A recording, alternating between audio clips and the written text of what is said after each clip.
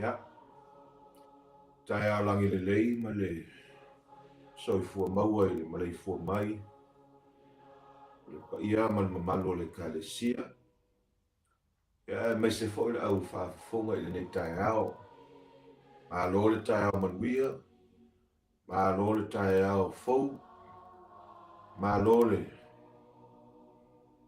onu sa'i ma le finau. Nā vai aso ua mauatu. I tiu te mawhaiva masani. Ia e whaafitai le alofa ma le anga le lei o le atua. Ua tātou o mai si ui o le nei fo'i vai aso. Mo le silafia, ua iese suinga la i titi lava i le whaatinoina o le tātou polokalame, pe ona masani ai o le ono o le tae au. Ia ua i foi se manatu ua. O le aso tōna i lava ia e me se mo i tātou i whaafo i nei o lo au mau i Amerika. Pe o se aso malolo, le ala lea. Ia ua i se manatu o le a whapenao na whaatino o tātou polokalame i le awhai le ono i aso tōna i umau. E tau whai ngofia le nā mo i tātou ia sina a whai tūlā e titi lava e mawai le whaamaru stino. Ala lea o le awha le ono, le a whapena na whaatino ai tātou polokalame le fue lave lave le tae ao. A o le nei fo i loto le tae ao, lo uanganga la mai my spirit awakens.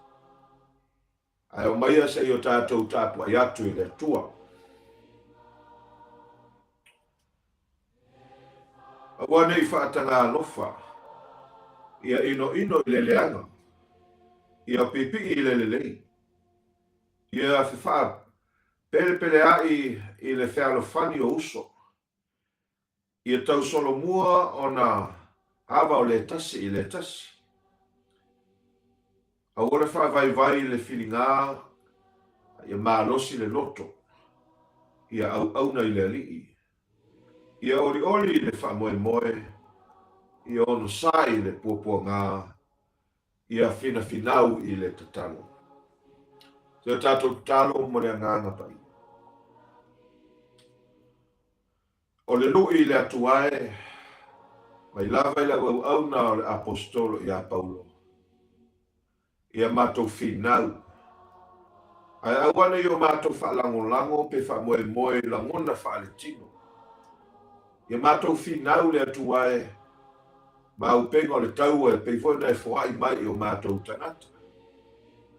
Le wha malolosi, le wha tuatua, o le whai tauina o aua fionga, o le tu mau i le talo. Mai sa le atuae, o le wha longo, ma le totoa, ia wale musmusunga lilo lo lava ngā pa ia. A mātou na mona ia i le neita heo. Mātou alwhai nisio i mātou, wha wau pēr le malolonga, mai le po anu po. Al nei wa whai nisio i mātou le neita heo. Masui le atuae. Vatuae le wha mua i la ufio, al mesia o le wha awhitai. Wai te tau mauna mea i mātou. Ana le sia nola wa oe. Ai longa le atuae mātou te o mai i le nei aso. Wa mātou au ria. Le atua le mātou te talo. Na lava se fe au le wha malu si au. Le wha la ei au le nei tai au. Ia wha penao na e anga le nei ma te talaina le wha longo. O le au wha afifonga i le nei tai au. Io le kalesia. Lava i ono maunga te tele se i opo lava i maunga iti. Mese le atua e. Ia wha penao na maunga se vi ingo la ufio e ala le nei polokalame. O le fue lave o tala le lei. A le polokalame o le lotu o le tae ao. Lo uanganga ala mai. My spirit awakens. Wai te talo leo whanau. Ala atu le swafa manmalo Yesu Keriso. Lo mātou ali i manu mātou whaola. Amen.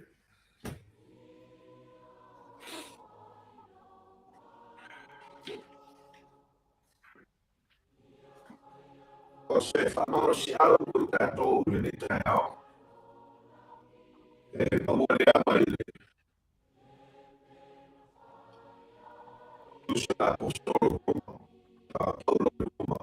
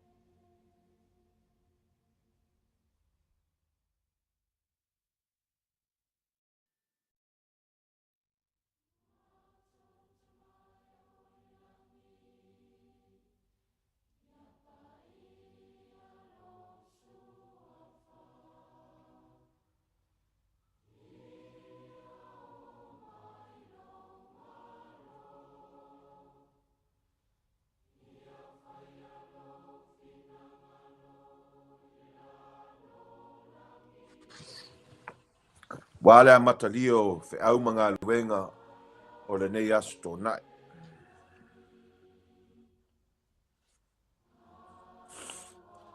O tae ao fou uma, o se mea lofa mai le atua. E le ngata o se awanoa e toe a mata ai ngā luenga. A o se awanoa foi e toe a mata ai o tātou mawhauwhaunga. Ma sani ona tātou ala e ma ave pēr mai tātou pōlenga o leolanga, mai ana nafi. O ti ngā o aso ua mawai, ma manatu ua lewa na tāo fia ai lo tātou a ngā i luma. Peitai. Feta laile lana au na e ala le tātou tusi whaitau le nei tai ao. Ia liua o tau i le whaafauina o tau mawhauwhau. O se wala au o le atua e le na o le suio o ni nai o tātou mawhauwhaunga. A o le suio o le awala atoa tātou te wa ai i leo langa le nei. O le mawhauwhau o whaafauina e le toi pūlea e le fefe. A ua taita ia e le whaatuatua. New minds are no longer governed by fear, but they are governed by faith in God.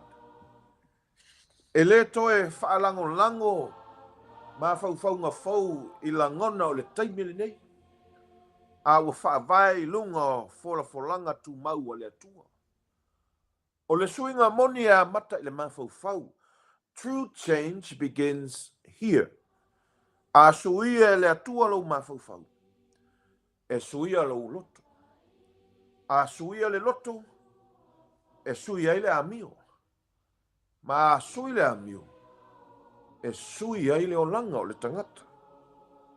Ne le whaingatai mo le tōtelo tātona. Ta lia suinga. Nanga ile o suia le mawhauwhau. Ile o suia ile anganga. Ile o sui le amio. E ta tauna o ngā tasi uma mea nā. Ina ia moni ai le suinga o le tangata le nei o langa. O le mele e tā ua telele. Le tātou. Le mele o le tātou te whaatumu ai o tātou mawhauwhaunga i aso uma. A whai e tumu e tātou mawhauwhaunga i a fionga le atua. E mau ai le file mu ma le poto. E whai ai filifilinga sao. A whai e tumu i le fefe ma le masarusalu. Whai ngofia ona tātou le iloa le ala ua fina ngalo ai le atua. E tātou te savavali ai i aso taito tasi. O le mawhauwhaunga whau, po le mawhauwhau e le fesili pe, e le fesili ai sea ua tupu ai le nei mea i atea. A e fesili le mawhauwhau. Leli ie. O le ase mea e te fina ngalo ai moa. O le ase awa o ngā whau moa au. I nei mea ua tūlai mai lo uolanga. O le ese senga o nei fesili e ilo ai le tangata ua mata na ola i le whātua tua. Na ilo le vaai i whainga tā o ni mea tā fi ai o tātou tangata. Ua ia vaai i ai o ni awa noa. E o ina ai au malo ainga. E wha mausali ai le wha tua. E matua ai le loto ua tu ina atu i le atua. Wha alo loto ai. No ni wha lango i le atua. O le mawhau e le taulai i mea ua leiloa. A e taulai i awa noa fau ua saunia e le atua. E le tu mau mawhauwhaunga fau i whaitionga. Ai sa ili fo. E le pipi i foi i le fefe mawhauwhaunga fau. Ai sa vali i le whatuatua. E le taafi i mea ua mawai. Ai talitonu o lo whaia pēr le atua se mea fau i le olanga o le tangata. E loa fau i le tangata ua whaafauina lo na mawhauwhau. E le mawhai o na suia mea ua mawai. Ai mawhai o na filifili pe whapewhea o na ola i le nei aso. I le aso fau ma mea fau ua fawai mai e le atua. O aso uma e tumu I filifilinga. O nisi taimi e la ititi ma whai ngofie. O nisi taimi whai ona suhia ai le lumanai. O le maa whau ua whaafauina e le whaia filifilinga o no le ita. E le whaia le filifilinga o no le whanati nati. I le whanati nati po la ngona o le taimi. E mua na sa ili le fina ngalo o le atua. O na whaia lea se la asanga ma le loto mautinoa. O le poto moni. E le afua mai I le tele. O le tātou iloa I se mea. Aia. E afua mai I le loto wa usitai le fina ngalo o le atua. E le tupu le whaafauina o le mawhauwhau I aso e tasi. I se aso e tasi. O se ngā luenga whai pea o le anganga pa ia. O aso uma tātou te whai tau ai I le tusi pa ia. Ma mawhauwhau lo loto I le awhionga le atua. Ma ola ai I lona fina ngalo. O aso fo ia e toe whausia ai o tātou loto ma o tātou mawhauwhaunga ina I anga tusa ma le fina ngalo o le atua. E whaso solo ma alia au na tātou a mata wa ai I tangata matulanga e pe ona sila fia le atua. Ai le pe o le masani o le lalolangi. O le atua e le wala awina, na te le wala awina le tangata. E avea matangata e na o le talia ina o tūlanga o lo o iai I le lalolangi le nei. A wā na whai o le nā. E le taunu le fina ngalo o le atua. Pei lava ua. O le au mai o lo na alo pele to tasi. E ala ia Yesu. Ua ia wala awina I tātou e avea matangata e mawhauwhau e ese. Ia ese o tātou mawhauwhaunga ma le lalolangi. Tanga iane I le tala ia Yesu.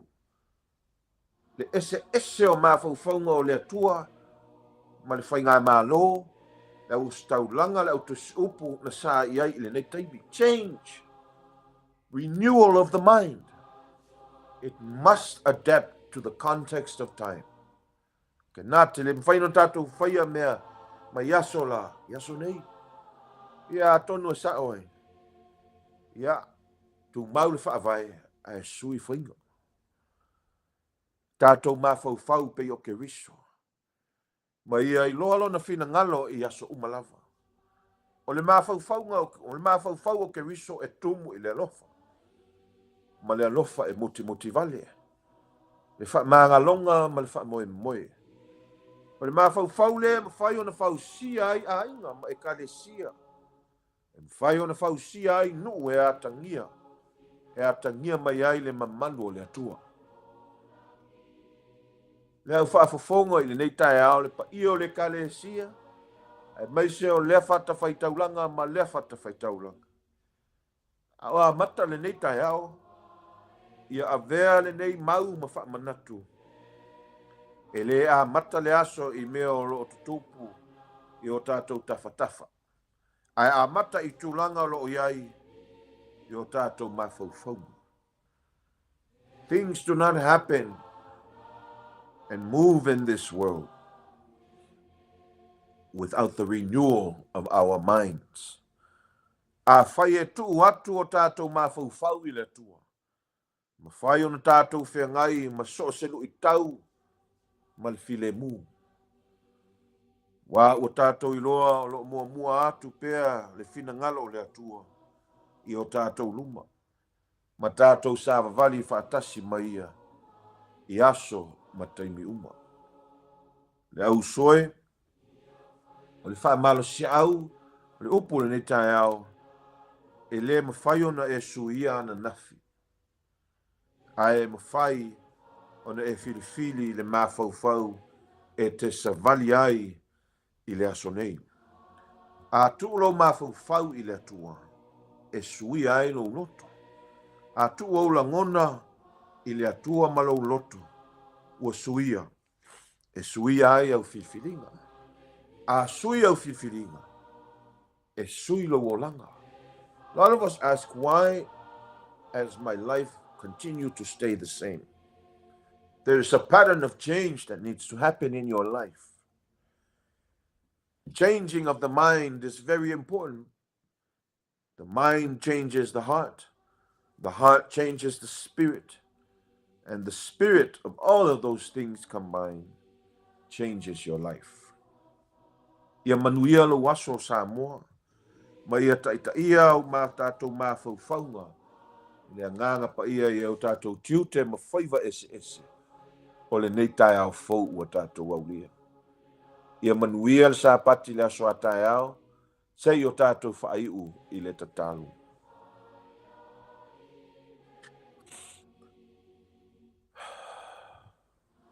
Matou alafaʻi mai i lenei taeao le atuae, mai le malologa i le poanapō i o matou toufaga ese. Ua faafouina le malosi, matou faia le malologa, faaogagasa le paia o lou atunuu atoa, le gata le i latou o lo papaao ma nonofo mau i lenei malo tele o Amerika. E maise le atuae Samoa atoa na i o matou Samoa sasaʻe ma sisifo ae maise i le lalolagi atoa. A matou feagai ma tiute ma faiga. A o lea ua matou maua le malosi fou, a o le feʻau foʻi lea o lenei taeao. Ma le agaga faafetai lea o le ʻau faatuatua.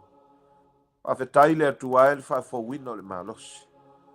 Ua faamālo faafetai le atua, faafouina foʻi o manatu ma lagona o mafaufau. Faamea ia iloa ai le tagata, ua aʻoaʻoina ma faafaileleina e lou agaga paia e te fai mea fou, fai mea ese mai lava lou finagalo o le atuae, mai le manaʻo o le lalolagi, tumaaga masani o le lalolagi. Ae ese lava le finagalo o le auafio mo i matou. Mea lea lenei taeao, maise foʻi le feʻau ua e aumaia mo i matou te faafetaia le auafio. Faamālo faafetai ona le kalesia o le malamalama fou, mai lava i mauga tetele seʻi o lava i mauga iti o le galuega. Faamālo faafetai le atuae, i so o se tasi lava o loo molimauina lenei polokalame, o le fue lavelave o le talalelei, lou agaga ala mai My Spirit Awakens. Le atuae ia avea lenei polokalame, fai lea ma sulu malamalama, ina ia iloa ai e le lalolagi, o oe o le atua e te fai mea fou. Tonu voi lenei taeao le atuae, matou alafaʻi mai, tele o avega mamafa, tele mea o loo faapopoleina ai le mafaufau ae ia aogā le feʻau o le taeao. Ia suia nei mea, ia avea foʻi nei luʻi tau ese le atuae, tulaʻi mai i le olaga o le tagata. Fai maala e matou te mafaufau loloto ai lou finagalo, mo i matou a o matou iai i lenei lalolagi.